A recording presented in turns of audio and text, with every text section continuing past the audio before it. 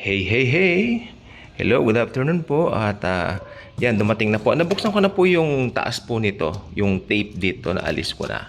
Pero i-unbox po natin. Ako ay bumili po ng bagong turntable. Ito po ay 1,889 ang binayaran ko. Kasama na po yung shipping fee doon. So, can you just imagine, mura lang po ito, no? So, let's open it. Jaran! And there's the manual. Ito siya. So, may idea tayo. Ano yon? Yan pong magiging itsura niyan. Anyo, kung tawagin.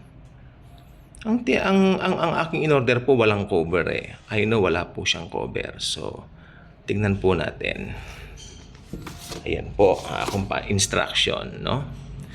Alam niyo po ba kung bakit pag Pasko mo order ako ng ganito? Kasi nakakatuwa po, iba-ibang design po niya. At quality naman po, lalo pag i-connect po natin sa speakers. Wala nga pong cover. Tama po, no? Tama po. Jaran! Look at that! Napakaganda po niya. May built-in speaker din po ito. I think nandito sa gilid. Ayun, nasa gilid po siya.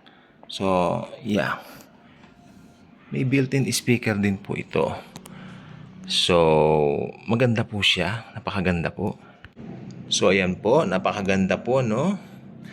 Nagkamali po. Wala po pala siyang built-in speaker. Yung may takip po pala, tinignan ko yung pala may built-in speaker. So, ayos lang po kasi wala naman pong problema. I can connect this sa mga Bluetooth speaker ko. Meron naman po tayo dyan. So, ayun. Maganda po siya. Quality po siya. At mamaya ko po itatry. At i-vlog po natin mamaya pag sinubok po natin. Okay. Sige po. God bless.